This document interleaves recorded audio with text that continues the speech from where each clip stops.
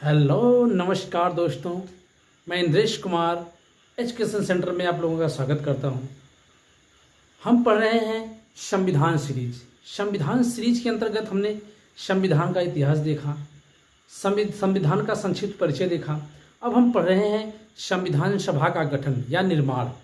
तो संविधान सभा का गठन या निर्माण हमने पिछली वीडियो में देखा कि संविधान सभा का निर्माण कैबिनेट मिशन योजना के अंतर्गत हुआ है। संविधान सभा की पहली बैठक 9 दिसंबर 1946 को हुई थी। संविधान सभा की दूसरी बैठक 11 दिसंबर 1946 को हुई थी और इसी में डॉक्टर राजेंद्र प्रसाद को अस्थायी अध्यक्ष के रूप में चुना गया था। 13 दिसंबर 1946 को पंडित जवाहरलाल नेहरू द्वारा उद्देश्य प्रस्ताव को पेश किया गया था। अब हम देखेंगे प्रारूप समिति। जैसा कि हम जानते हैं कि संविधान सभा का जब गठन किया गया तो उसमें लगभग 15 समितियों का गठन किया गया। कितने? लगभग 15 समितियों का गठन किया गया। लेकिन इसमें सबसे महत्वपूर्ण समिति कहा गया है तो सबसे महत्वपूर्ण समिति है आपका प्रारूप समिति। कौन सा? प्रारूप समिति। इसी को हम ड्राफ्टिंग कमेटी कहते हैं। इसी को हम क्या कहते हैं? ड्राफ्टिंग कमेटी के नाम से भी जानते हैं।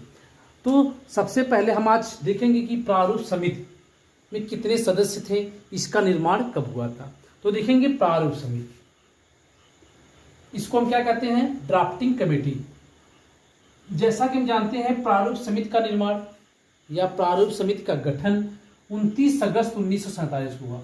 29 अगस्त 1947 को हुआ। तो यदि क्वेश्चन पूछा जाए कि संविधान का प्रारूप किसने तैयार किया, संविधान का प्रारूप किसने तैयार किया, तो किसने तैयार किया था? वी.एन. राव ने। किसने तैयार किया था? वी.एन. राव ने। वी.एन. राव ने संविधान का प्रारूप तैयार किया था। और वी.एन. राव ही क्या है? हमारे संविधान के संवैधानिक सलाहकार भी हैं। अब हम देखेंगे कि जो संवैधानिक सलाहकार या इन्होंने संविधान के प्रारूप को तैयार किया था, तो हम देखेंगे कि इस जो प्रारूप समिति है इसका निर्माण 29 अगस्त 1947 को हुआ था। हम कहेंगे इसमें कुल कितने सदस्य थे? 7 सदस्य। यह 7 सदस्यीय क्या थी? समिति थी। हम इसमें देखेंगे कि वह कौन कौन से सदस्य थे या इसके अध्यक्ष कौन थे। तो इसमें पहले सदस्य doctor Bhimrao Ambedkar, doctor B R.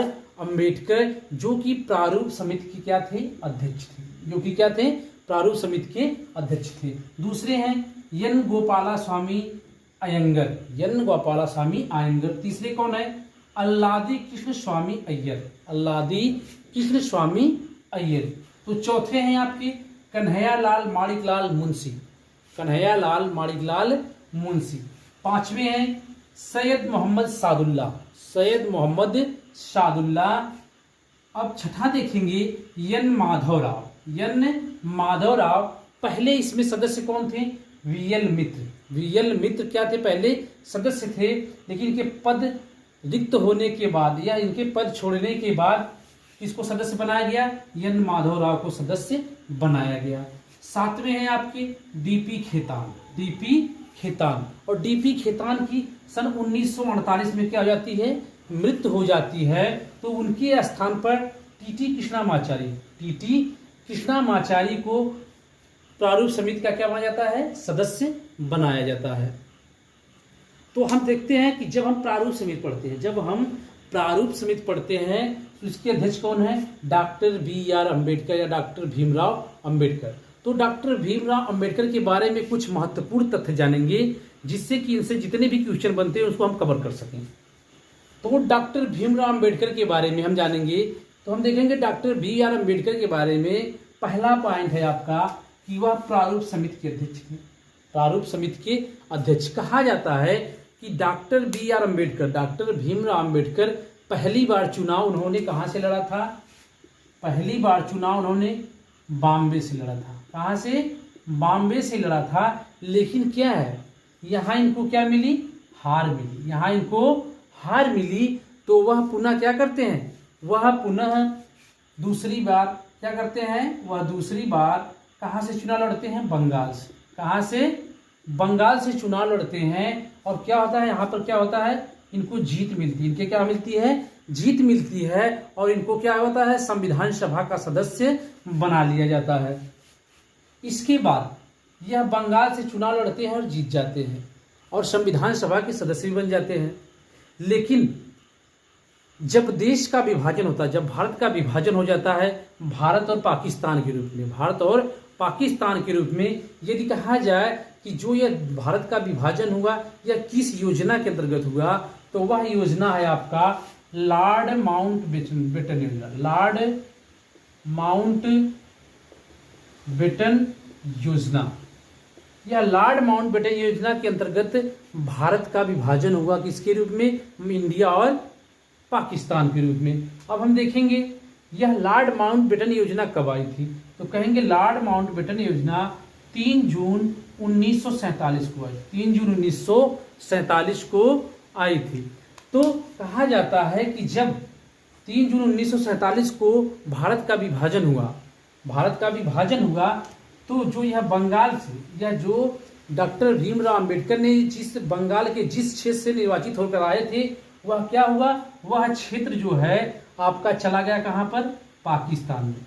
वह पाकिस्तान में चला गया, और पाकिस्तान में जब चला गया तो वहाँ पर डॉक्टर भीमराव अंबेडकर की क्या हो गई, सीट रिक्त हो गई। उसके बाद सीट रिक्त हो गई, तो जो संविधान सभा के संवैधानिक सलाहकार थे, जो संविधान सभा के संवैधानिक सलाहकार BN राव थे, BN राव ने डॉक्टर राजेंद्र प्रसाद से कहा कि संविधान सभा के निर्माण में डॉक्टर भीमराव अंबेडकर का रहना बहुत जरूरी है। तो डॉक्टर राजेंद्र प्रसाद ने बॉम्बे के तत्कालिक PM VG खेर उस समय क्या प्राइम मिनिस्टर का पद हुआ करता था। तो बॉम्बे के प्राइम मिनिस्टर कौन थे या प्रधानमंत्री कौन थे, VG खेर थे। तो डॉक्टर राजेंद्र प्रसाद ने उनको यह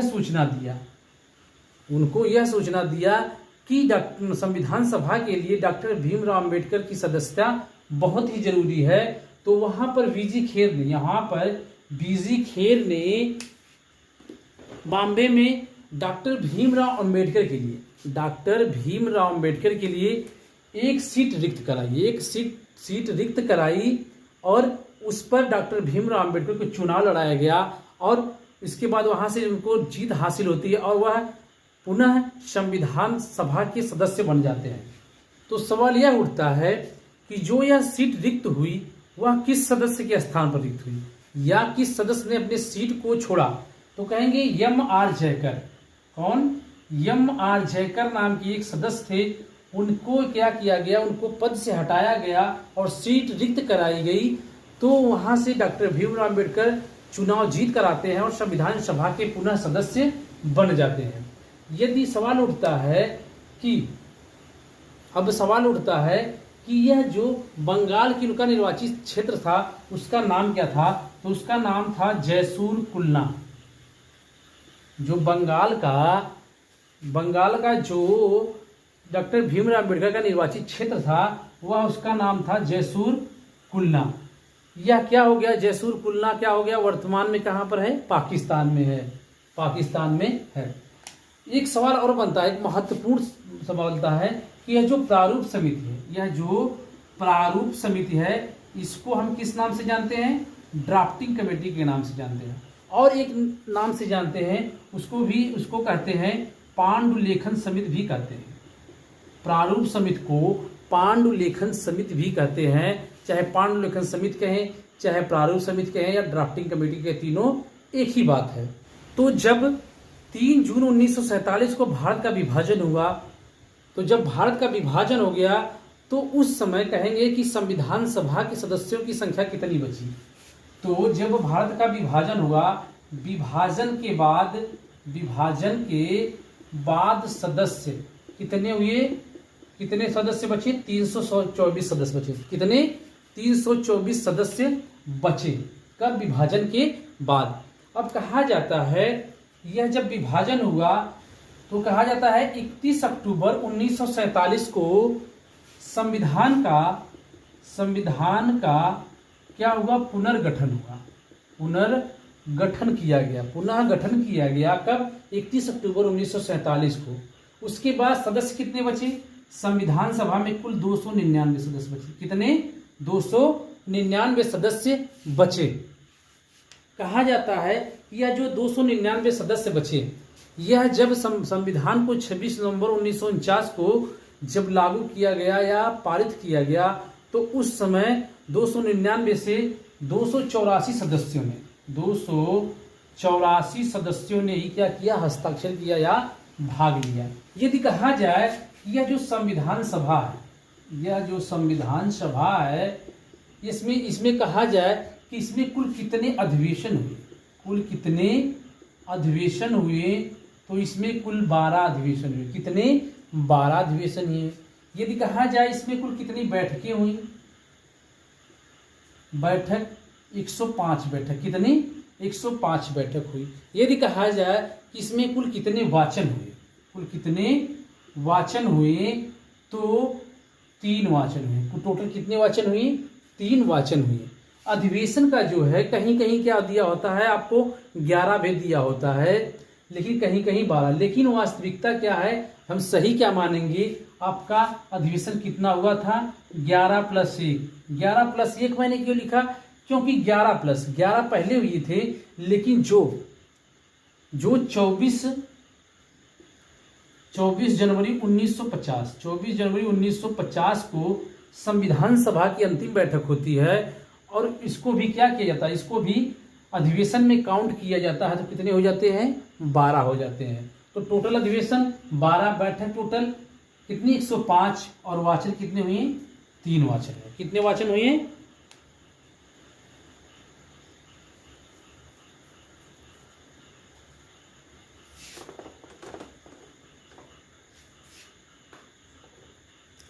अब हम कहेंगे कि जो संविधान है, संविधान को बनाने में कितना समय लगा। तो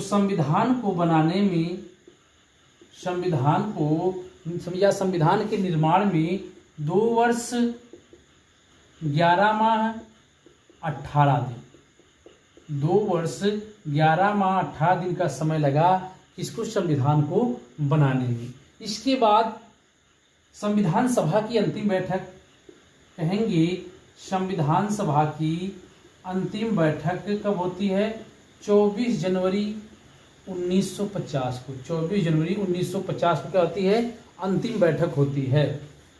यदि कहा जाए कि इसको अंगीकृत या पारित कब किया गया, यह क्वेश्चन पूछा जाता है कि संविधान को अंगीकृत या पारित कब किया गया, तो चाहे अंगीकृत या पारित कहे, तो अंगीकृत या पारित कब किया गया, 26 नवंबर 1949 को। 26 नवंबर 1949 को संविधान को क्या कर दिया गया, अंगीकृत या पारित किया गया, या कह सकते हैं आंशिक रूप से इसे क्या कर दिया गया, लागू कर दिया गया। तो जब अंगीकृत या पारित किया गया, तो कहा जाता है कि उस समय कितने अनुच्छेदों को लागू कर दिया गया था, तो कितने, 16 अनुच्छेदों को क्या कर दिया गया था, लागू कर दिया गया था। कहीं कहीं आपको 15 भी मिलेगा, लेकिन यदि कहा जाए कि यह 16 क्यों कहा जाता है, 16 इसलिए कहा जाता है, 394 अनुच्छेद जो है, इसी में इन 15 अनुच्छेदों का क्या कर दिया गया, उल्लेख किया गया।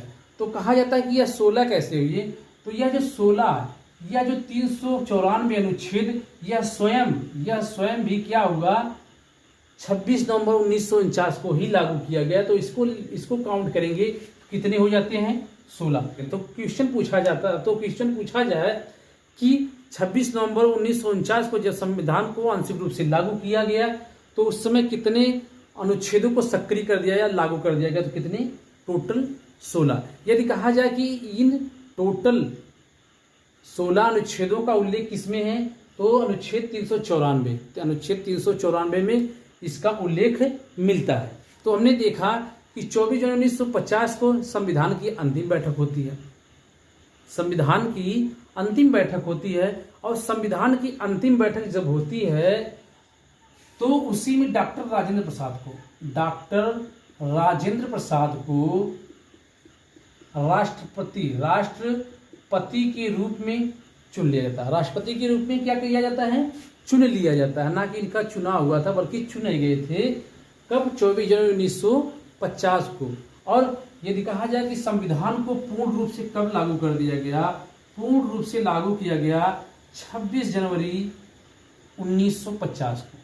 कहा जाता है कि यह जो 26 जनवरी है, यह 26 जनवरी को ही क्यों इसको पूर्ण रूप से लागू किया गया? तो कहा जाता है कि कांग्रेस ने 26 जनवरी 1930 को 26 जनवरी 1930 को प्रथम स्वतंत्रता दिवस मनाया था। क्या मनाया था? प्रथम स्वतंत्रता दिवस मनाया गया था। इसलिए 26 जनवरी 1950 को ही क्या किया गया? संविधान को पूर्ण रूप से लागू किया गया। अब कहा जाता है कि यहाँ पर स्वतंत्रता दिवस मनाया गया, लेकिन यहाँ पर क्या है? गणतंत्र दिवस मनाया जाता है। तो जैसा जाते 15 अगस्त 1947 को 15 अगस्त 1947 को हमारा देश आज़ाद होता है, और उसको आज़ाद होने के उपलक्ष्य में हम क्या मनाते हैं?